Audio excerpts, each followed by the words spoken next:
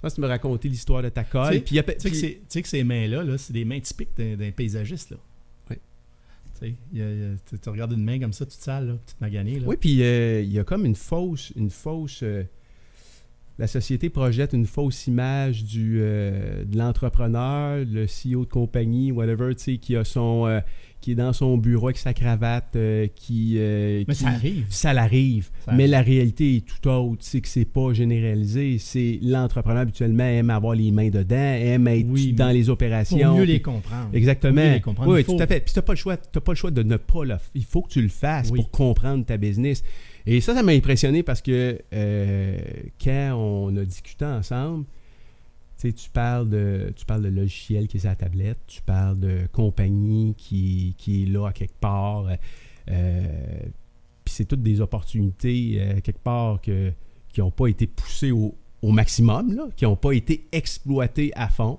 Et quand tu m'as raconté l'histoire de ta fameuse colle, puis là, j'aimerais peut-être que, en septembre, tu m'en parleras, là, je me suis dit, comment ça se fait qu'il ne fait pas breveter cette chose-là? Tu sais, c'est comme ton logiciel. Pourquoi il a dormi aussi longtemps sur la tablette? Trop de choses en même temps? Je pense que la pompe de piscine est le meilleur exemple, mais je vais te parler de cet exemple-là. C'est toujours... Parce qu'il faut en mettre de côté. Il faut en mettre de côté, puis il faut toujours penser que c'était des concours de circonstances. Mm-hmm. Moi, là,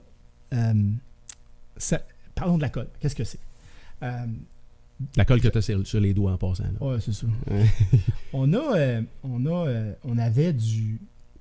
un problème de glaise. Ça, c'est récent, là, c'est dans ta nouvelle entreprise oui. paysagement. Paysagement. Mm-hmm. On a un problème de glaise énorme. On essaie de passer un jumping jack là-dessus. Là. C'est une espèce de marteau sauteur là, pour écraser, pour compacter. Taper, ouais. On doit compacter à peu près aux 3 pouces. OK, la règle, là, c'est d'un pavé, puis... Si on ne le fait pas, le pavé, là, on aura bien beau poser le pavé qu'on veut. Ce ne sera pas égal, il va toujours bouger. Si on ne veut pas qu'il bouge, il faut compacter aux 3 pouces. Quand on connaît les règles et les principes, on fonctionne comme ça. Et là, on arrive dans un endroit, à Laval, où c'est de la glaise. Là, tu compactes là-dessus, là, pendant que tu pèses, là, on appelle ça un ventre de bœuf, ça rebondit l'autre bord. Puis ce qui fait comme une vague. Puis là, ça compacte. Puis là, mon employé qui a 22 ans d'expérience, il dit non, ça ne marche pas, là. Il va falloir attendre 3 jours, là, parce que de la pluie, là, ça a tout fait ça, là. Il dit, c'est trop mou, là. Il dit, on va aller travailler sur un autre projet, puis on reviendra. Moi, j'ai des délais, là. J'ai des chantiers, puis il faut que ça sorte. Je dis, non. Je dis, on va trouver une solution.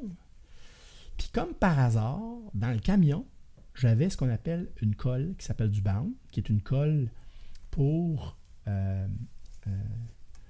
coller le pavé sur du ciment qui est déjà rigide. C'est une espèce de poudre qu'on transforme, qu'on fait en colle, puis qu'on met l'étend sur notre pavé, puis on met ça sur quand on veut avoir une surface droite. J'ai décidé de prendre ce sac-là. Je dis là, regarde, la technique va marcher. Puis avant de le faire, j'ai pris le téléphone, j'ai appelé chez Permacon, j'ai expliqué tout ça. Puis il a dit, ce serait une très bonne idée. Mais il l'avait jamais entendu. En tout cas, il ne l'avait pas entendu, la personne qui il était comme surpris, là. Oui, il était surpris. Fait que ce que j'ai fait, c'est que j'ai pris ce sac-là, je l'ai étendu, bien comme il faut.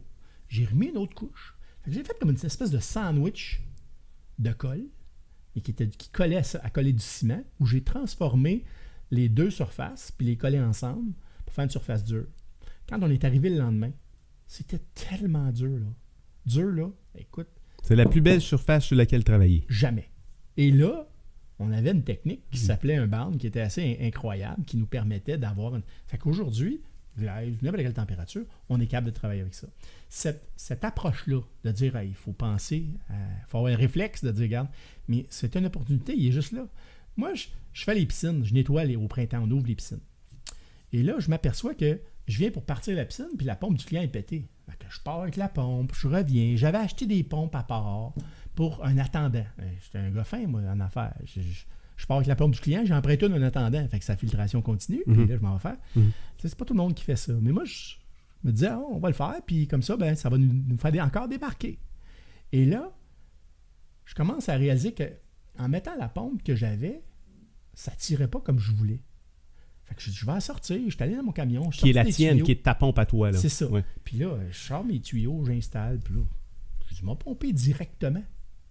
Et là, on s'est aperçu qu'en mettant un filtre à cartouche directement sur la pompe, connecté ensemble avec aucun délai, On a mis ça sur un petit chariot. On a monté ça.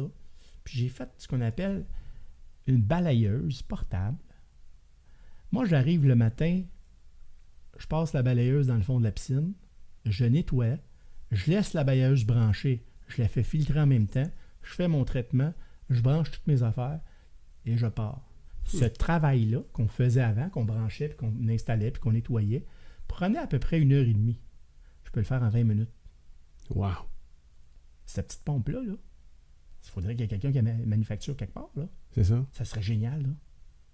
Moi, j'arrive puis je nettoie. J'ai une entreprise en soi juste avec la pompe. Puis à partir de où tu te dis, non, je ne vais pas le faire moi? Parce que là, tu sais. Ça me tente pas.